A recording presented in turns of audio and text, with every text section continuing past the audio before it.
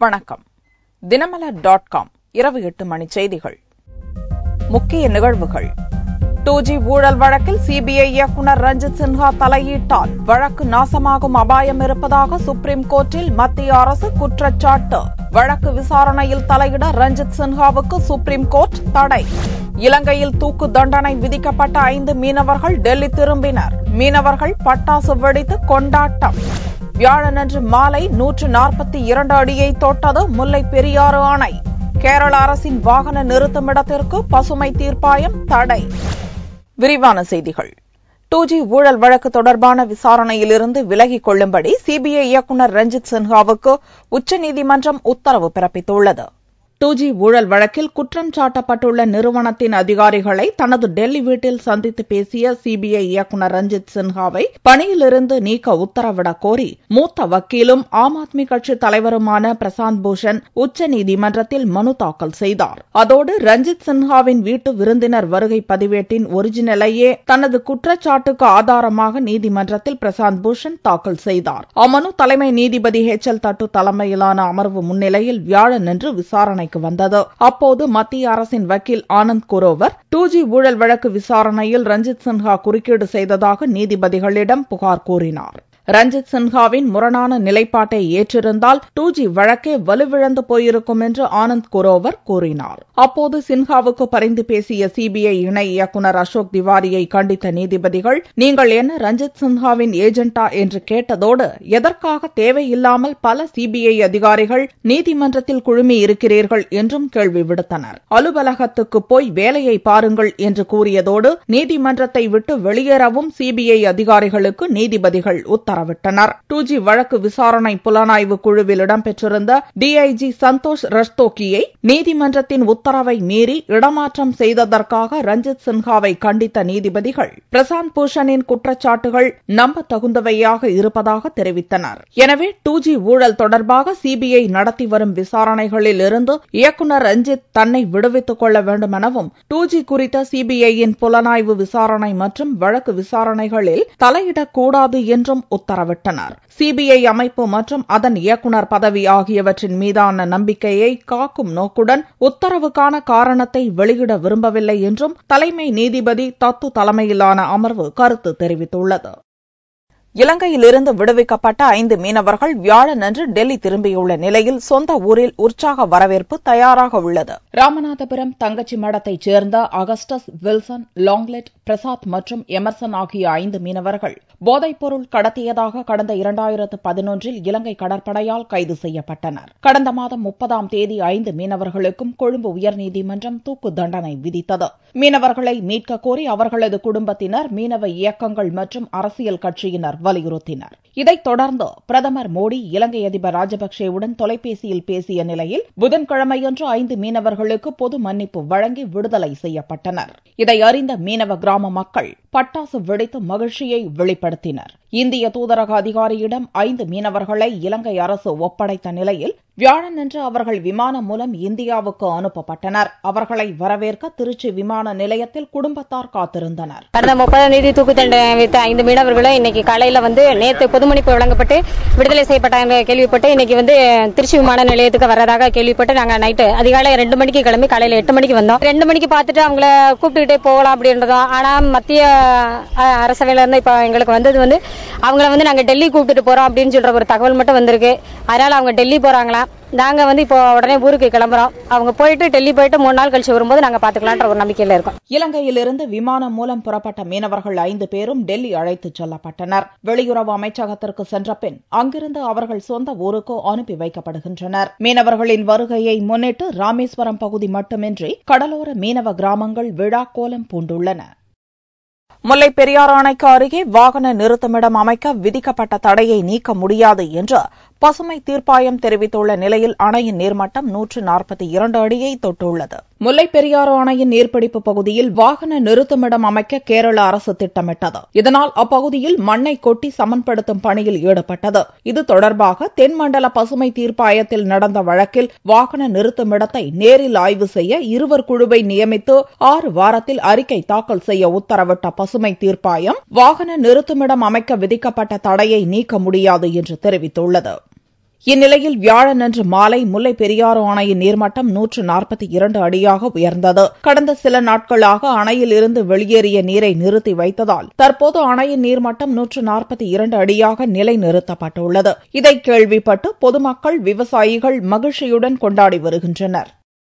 ஹரியானா ஆசிரமத்தில் நள்ளிரவில் கைது செய்யப்பட்ட சாமியார் ராம்பால் உயர்நீதிமன்றத்தில் ஆஜர்படுத்தப்பட்டு சிறையில் அடைக்கப்பட்டார். ஹரியானா மாநிலத்தில் சத்லோக் என்ற பெயரில் ஆசிரமம் நடத்தி வரும் சாமியார் ராம்பாலை நீதிமன்ற அவமதிப்பு வழக்கில் கைது செய்து ஆஜர்படுத்தும்படி பஞ்சாப், ஹரியானா உயர்நீதிமன்றம் உத்தரவிட்டது. அவரை கைது செய்ய ஹிசார் மாவட்டத்தில் உள்ள பர்வாலா டவுனில் உள்ள ஆசிரமத்துக்கு சென்ற போலீசார் ராம்பாலின் ஆதரவாளர்களிடையே கலவரம் மூண்டது. இதில் 5 பெண்கள், 1.5 வயது குழந்தை என 6 பேர் பலியானதால் பதற்றம் உருவானது. ஆசிரமத்தில் பதுங்கியிருந்த ராம்பாலை புதன்கிழமை நள்ளிரவு கைது செய்த போலீசார் பஞ்ச்குலா அரசு மருத்துவமனையில் பரிசோதனைக்காக அழைத்துச் சென்றனர். அப்போது நிருபர்களிடம் பேசிய ராம்பால் தன் மீதான குற்றச்சாட்டுகள் அனைத்தும் பொய்யானவை, ஜோடிக்கப்பட்டவை என்றும் பக்தர்களை மனித கேடயமாக பயன்படுத்தவில்லை என்றும் 6 பக்தர்களின் மரணத்துக்காக வருந்துகிறேன் என்றும் கூறினார். आपको मेडिकल रिपोर्ट आ चुकी है, उसमें है कि आप बिल्कुल सही है, लेकिन कोर्ट को गुमराह कहीं न कहीं किया गया। ये कहा जाता रहा कि आप अस्वस्थ है, जिसकी वजह से कोर्ट में पेश नहीं हो पाए। अब स्वस्थ हो गया, मैं पहले बीमार था। रामपाल जी, आपकी जो बेल एप्लीकेशन थी वो भी अब रिजेक्ट कर दी गई है, जो 2008 में आपको बेल मिली थी कोर्ट की तरफ से, उसके बारे में क्या कहना है? धन्यवाद। जो पूरा विवाद हुआ उसमें 6 लोगों की जान गई, आपको कोई अफसोस है उस बात का? बहुत अफसोस है जी। नहीं, जो आपने अपने अनुयायियों को जिम्मेदार कौन है इस चीज का? और आप पीछे छुपे रहे, मैंने किसी को नहीं, वो आप सही मानते हैं? मैंने नहीं बनाया किसी को, वो अपने आप ही बन रहे थे, मुझे भी रोक रखा था। ராம்பால் ஆரோக்கியமாக இருப்பதை மருத்துவர்கள் உறுதிப்படுத்தினர். பலத்த பாதுகாப்புடன் சண்டிகரில் உள்ள பஞ்சாப், ஹரியானா உயர்நீதிமன்றத்தில் ஆஜர்படுத்தப்பட்ட ராம்பாலை நவம்பர் 28ஆம் தேதி வரை நீதிமன்ற காவலில் வைக்க நீதிபதி உத்தரவிட்டார். அதன் பிறகு பஞ்ச்குலா சிறையில் அவர் அடைக்கப்பட்டார். இதனிடையே ரோத்தக் மாவட்டத்தில் உள்ள ஆசிரமத்தில் 2006ஆம் ஆண்டு நடந்த கலவரத்தில் ஒருவர் கொல்லப்பட்டது தொடர்பான வழக்கில் ராம்பாலுக்கு அளிக்கப்பட்டிருந்த ஜாமீனை உயர்நீதிமன்றம் வியாழனன்று காலை ரத்து செய்தது. இதனால் ராம்பாலுக்கு சிக்கல் அதிகரித்துள்ளது. 3 நாடுகளில் 9 நாட்கள் சுற்றுப்பயணத்தை முடித்துக் கொண்டு டெல்லி திரும்பிய பிரதமர் நரேந்திர மோடிக்கு உற்சாக வரவேற்பு அளிக்கப்பட்டது. பிரதமர் நரேந்திர மோடி 3 நாடுகளில் 9 நாட்கள் சுற்றுப்பயணத்தை கடந்த 11ஆம் தேதி துவக்கினார். முதலாவதாக மியான்மர் தலைநகர் நெய்பீதா சென்ற மோடி அங்கு நடந்த தென்கிழக்காசிய கூட்டமைப்பு நாடுகளின் மாநாடு மற்றும் கிழக்காசிய கூட்டமைப்பு நாடுகளின் மாநாடு ஆகியவற்றில் பேசினார். இரு மாநாடுகளிலும் பேசிய மோடி பயங்கரவாதம், மதம் இடையிலான தொடர்பை துண்டிக்க வேண்டுமென வலியுறுத்தினார். அங்கிருந்து ஆஸ்திரேலியா சென்ற மோடி பிரிஸ்பேன் நகரில் நடந்த G20 நாடுகளின் தலைவர்கள் மாநாட்டில் கலந்து கொண்டார். அப்போது பயங்கரவாதத்துக்கு முடிவு கட்ட உலகளாவிய அணுகுமுறை அவசியம் என்று சர்வதேச சமுதாயத்துக்கு அழைப்பு விடுத்தார். 28 ஆண்டுகளுக்கு பிறகு ஆஸ்திரேலியா சென்ற இந்திய பிரதமர் என்ற பெருமையுடன் அந்நாட்டு பார்லிமென்ட் கூட்டத்தில் உரையாற்றிய முதல் இந்திய பிரதமர் என்ற சிறப்பையும் மோடி பெற்றார். ஆஸ்திரேலியாவில் 5 முக்கிய ஒப்பந்தங்களை உறுதி செய்த பிரதமர் மோடி இந்தியாவில் தொழில் துவங்க வரும்படி அந்நாட்டவர்களுக்கு அழைப்பு விடுத்தார். இறுதியாக பிஜி தீவுக்கு செவ்வாயன்று சென்ற மோடி அந்நாட்டு பார்லிமென்ட் கூட்டத்தில் உரையாற்றினார். பிஜி உள்ளிட்ட பசிபிக் பெருங்கடலில் உள்ள 14 தீவு நாடுகளின் தலைவர்களுடன் பேச்சுவார்த்தை நடத்திய மோடி அனைத்து நாடுகளின் சுற்றுலா பயணிகளுக்கும் இந்தியாவில் உடனடி விசா வழங்கப்படும் என்று அறிவித்தார். 3 நாடுகளில் 9 நாட்கள் பயணத்தை முடித்துக் கொண்டு பிஜி தலைநகர் சுவாவில் இருந்து தனி விமானத்தில் புதனன்று புறப்பட்ட பிரதமர் மோடி டெல்லிக்கு வியாழனன்று காலை 7:15 மணிக்கு வந்து சேர்ந்தார். மத்திய வெளியுறவுத்துறை அமைச்சர் சுஷ்மா ஸ்வராஜ் மற்றும் சில எம்பிக்கள் உட்பட 100கணக்கான பாரதிய ஜனதா தொண்டர்கள் இந்திரா காந்தி விமான நிலையத்தில் வந்திறங்கிய மோடிக்கு உற்சாக வரவேற்பு அளித்தனர். அனைவருக்கும் வங்கிக் கணக்கு துவங்குவதில் பொதுத்துறை வங்கிகள் சிறப்பான முறையில் செயல்பட்டுள்ளதாக மத்திய நிதி அமைச்சர் அருண் ஜேட்லி பாராட்டினார். 2014-2015 நிதியாண்டின் 2ஆம் காலாண்டில் பொதுத்துறை வங்கிகளின் செயல்பாடு குறித்த ஆலோசனைக் கூட்டத்தை மத்திய நிதி அமைச்சர் அருண் ஜேட்லி டெல்லியில் நடத்தினார். பல்வேறு திட்டப் பணிகளுக்கு நிதியுதவி வழங்குவதற்கான முன்னெச்சரிக்கை நடவடிக்கைகளை மேற்கொள்ளும்படி கூட்டத்தில் பங்கேற்ற பல்வேறு வங்கிகளின் உயர் அதிகாரிகளுக்கு ஜேட்லி அறிவுறுத்தினார். கூட்டத்துக்கு பின் பேட்டியளித்த அருண் ஜேட்லி அனைவருக்கும் வங்கிக் கணக்கு துவங்க வகை செய்யும் ஜன்தன் யோஜனா திட்டத்தை செயல்படுத்துவதில் பொதுத்துறை வங்கிகள் சிறப்பான முறையில் செயல்பட்டு வருவதாக பாராட்டு தெரிவித்தார். A regular consultation with the Department of Financial Services as with the PSU Bank, and we discussed the various items on the agenda, including the state of the markets today. There are several schemes under which the PSU banks have done a commendable job, particularly the Janadhan Yojana of the government. We have suggested to the banks proactive steps in funding and supporting various projects so that credit takeoff with regard to those projects also picks up in a big way. பொதுத்துறை வங்கிகளின் வாராக்கடன்கள் அதிகரித்திருப்பது கவலை அளிப்பதாக கூறிய ஜெட்லி, வாராக்கடன் விகிதத்தை குறைக்க உரிய நடவடிக்கை எடுப்பது குறித்தும் ஆலோசிக்கப்பட்டதாக தெரிவித்தார். கடந்த நிதியாண்டு நிலவரப்படி பொதுத்துறை வங்கிகளில் வாராக்கடன்களின் மொத்த தொகை 2,45,809 கோடி ரூபாயாக உள்ளது. தென் வங்கக்கடல் பகுதியில் நிலை கொண்டுள்ள காற்றழுத்த தாழ்வு பகுதியால் தமிழகத்தின் தென் வடபகுதிகளில் மழை பெய்ய வாய்ப்புள்ளதாக சென்னை வானிலை மையம் தெரிவித்துள்ளது. இந்திய பெருங்கடலில் உள்ள தென் வங்கக்கடல் பகுதியில் நிலை கொண்டுள்ள காற்றழுத்த தாழ்வு பகுதியால் தமிழகத்தில் பரவலாக மழை பெய்தது. இதே நிலை அப்பகுதியில் நீடிப்பதால் வரும் 24 மணி நேரத்தில் தமிழகத்தின் தென் வடபகுதிகளில் மழை பெய்ய வாய்ப்புள்ளதாக சென்னை வானிலை மைய இயக்குநர் ரமணன் வியாழனன்று தெரிவித்தார். நேற்று நில நடுக்கோட்டை ஒட்டியுள்ள இந்திய பெருங்கடல் மற்றும் அதை ஒட்டியுள்ள தென் வங்கக்கடல் பகுதியில் நிலை கொண்டுள்ள அந்த தாழ்வு நிலை அதே இடத்தில் நீடிக்கின்றது. வரும் 24 மணி நேரத்தை பொறுத்தவரை இந்த தாழ்வு நிலை காரணமாக தென் மாவட்டங்களில் ஒரு சில இடங்களிலும் வட மாவட்டங்களில் ஓரிரு இடங்களிலும் நாம் மழை எதிர்பார்க்கலாம். அதிகபட்சமாக மண்டபம், பாம்பன் பகுதியில் 3 சென்டிமீட்டர் மழை பதிவாகியுள்ளதாக வானிலை மையம் தெரிவித்துள்ளது. வேலூர் தோட்டாளம் மணல் குவாரியை வரும் 25ஆம் தேதி வரை மூடுவதற்கு கலெக்டர் நந்தகோபால் உத்தரவிட்டுள்ளார். வேலூர் மாவட்டம் தோட்டாளம் கிராமத்தில் உள்ள பாலாற்றில் செயல்படும் அரசு மணல் குவாரியில் விதிமுறைகளை மீறி 40 அடி வரை மணல் அள்ளப்பட்டது. இதனால் அப்பகுதியில் நிலத்தடி நீர்மட்டம் குறைந்ததுடன் விவசாயமும் பாதிக்கப்பட்டது. அப்பகுதிவாசிகள் பல்வேறு போராட்டங்களை நடத்தியதுடன் உயர்நீதிமன்றத்தில் வழக்கும் தொடர்ந்தனர். மணல் குவாரி தொடர்பாக கிராம மக்களிடம் கருத்து கேட்டு அறிக்கை சமர்ப்பிக்க நீதிமன்றம் உத்தரவிட்டது. கலெக்டர் நந்தகோபாலை சந்தித்து கருத்துக்களை தெரிவிக்க வந்தபோது அவர் கேட்க முன்வரவில்லை என்று பொதுமக்கள் அதிருப்தி தெரிவித்தனர். இந்நிலையில் தோட்டாளம் மணல் குவாரி வரும் 25ஆம் தேதி முதல் மூடப்படும் என்று கலெக்டர் நந்தகோபால் தெரிவித்தார்.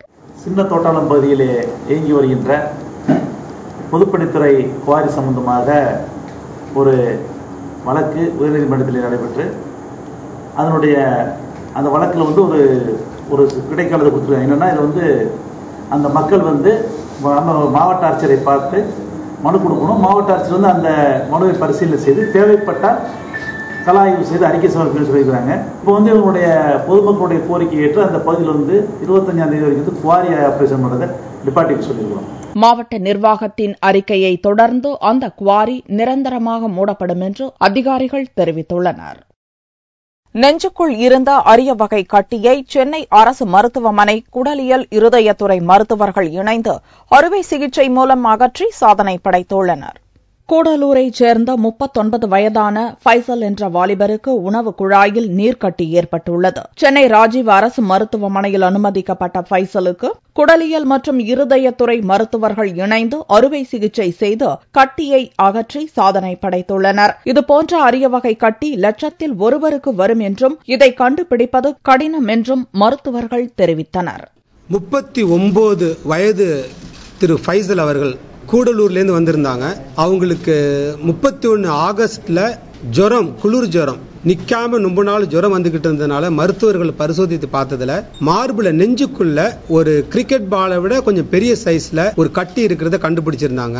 8 டாக்டர்கள் கூடிய குழு ஒரு 3 மணி நேரம் அறுவை சிகிச்சை பண்ணி அந்த கட்டியை சேதாரம் இல்லாம, கட்டிக்கும் சேதாரம் இல்லாம, பக்கத்துல இருக்கக்கூடிய உறுப்புகள் எதுக்கும் சேதாரம் இல்லாம பத்திரமா எடுத்தாச்சு. நெஞ்சுக்குள் வளரும் இது போன்ற கட்டியை அகற்றாவிட்டால் புற்றுநோயாக மாறும் வாய்ப்பிருப்பதாக மருத்துவர்கள் தெரிவித்துள்ளனர். தங்கத்தின் விலையில் புதனன்று ஒரு சவரனுக்கு 168 ரூபாய் குறைந்தது. ஒரு சவரன் தங்கம் 20,016 ரூபாய்க்கு விற்பனையானது. 1 கிராம் ஆபரண தங்கம் 2,502 ரூபாயாக இருந்தது. வெள்ளி 1 கிராமுக்கு 10 காசுகள் குறைந்து 38 ரூபாய் 70 காசுகளுக்கு விற்பனையானது. பார்வெள்ளியின் விலை 36,150 ரூபாயாக இருந்தது. நாட்டிலேயே முதன்முறையாக தசை சிதைவு நோய்க்கான மறுவாழ்வு மையம் கோவையில் துவக்கப்பட்டுள்ளது. உலகில் பிறக்கும் 3000 குழந்தைகளில் ஒரு குழந்தைக்கு தசை சிதைவு நோய் தாக்கம் ஏற்படுகிறது. 57 வகையான தசை சிதைவு நோய்களில் டோசின் ஒரு வகை. இந்நோய்க்கு இதுவரை மருந்து கண்டுபிடிக்கப்படாத நிலையில் ஆண் குழந்தைகளை மட்டுமே இந்நோய் தாக்குவதாக மருத்துவர்கள் கூறுகின்றனர். டோசின் தசை சிதைவு நோய் தாக்கத்தால் குழந்தைகள் நடக்கும் திறனை இழப்பதாகவும், சுவாச கோளாறு மற்றும் இதய பிரச்சினைகளால் 20 வயதிற்குள் இறந்து விடுவதாகவும் கோவையில் உள்ள மரபணு பரிசோதனை ஆலோசனை மற்றும் ஆராய்ச்சி நிறுவன இயக்குநர் மருத்துவர் லட்சுமி கூறினார். குழந்தைகளை பாதிக்கிற தசை சிதைவு நோய்க்காக வேண்டி நாங்க ஒர்க் பண்ணிட்டு இருக்கோம். இது பாத்தீங்கன்னா ரொம்ப கஷ்டமான ஒரு நோய். ஆண் குழந்தைகளை மட்டும் பாதிக்கிற நோய். பிறக்கும்பொழுது ரொம்ப நல்லா பிறப்பாங்க. 3 வயசு வரைக்கும் எதுவுமே தெரியாது. அப்புறம் முதல் சிம்டம்னா முதல் அறிகுறி அடிக்கடி விழுவாங்க, ஃப்ரீக்வெண்ட் ஃபால்ஸ். அப்புறம் படியேற கஷ்டம், உட்காந்து எழுந்துக்க கஷ்டம்.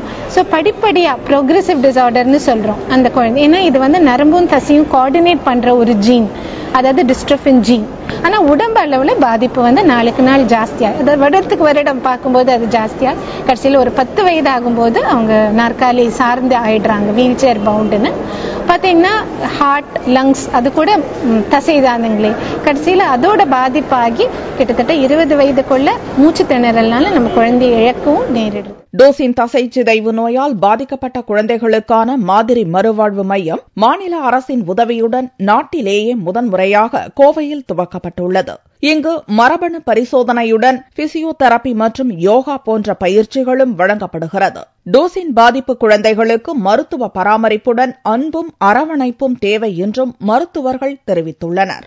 மீண்டும் செய்திகள் இந்திய நேரப்படி வெள்ளிக்கிழமை மாலை 4 மணிக்கு. வணக்கம்.